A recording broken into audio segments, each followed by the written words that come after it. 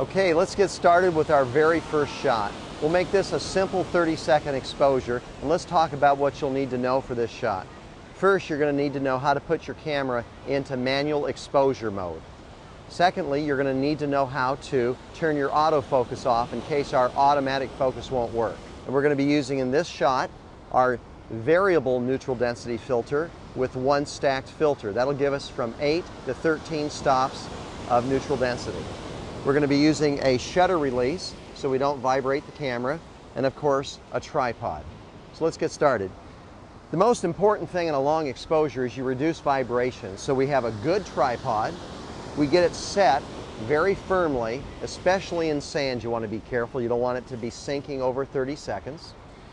Next, turn off your image stabilization.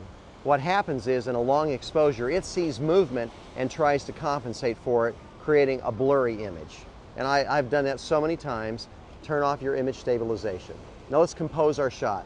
Because it's so dark with neutral density filters, we're going to open up our variable filter so it's the lightest it can be, making it easier to compose.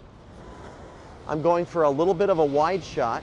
I've got these cliffs in the background going off at an angle, and I've got these waves breaking on the rocks in the foreground. It'll make a really interesting shot. Now I've got some kayakers out there, but they're not going to even show up probably because they're moving. That's the great thing about a 30-second exposure. Let's take our first exposure and see where we're at. Now we're in manual mode, so I'm going to match my needles and turn the variable density filter to reduce the amount of light until I have a correct exposure. Now let's take it and see what it looks like.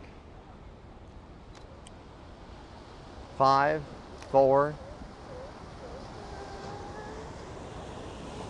It looks good, but it's a little bright, so I'm going to darken that just a little bit. I'm going to go down to about 2/3 of an f-stop underexposed. Now the waves are a little bit calm right now, and the timing of the waves will have a great effect on how your water looks. So let's wait for another set to come in. Hey, here's one now.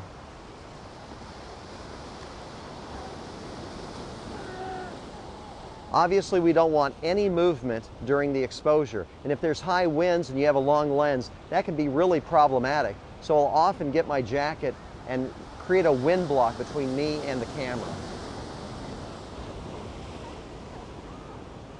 Much, much better.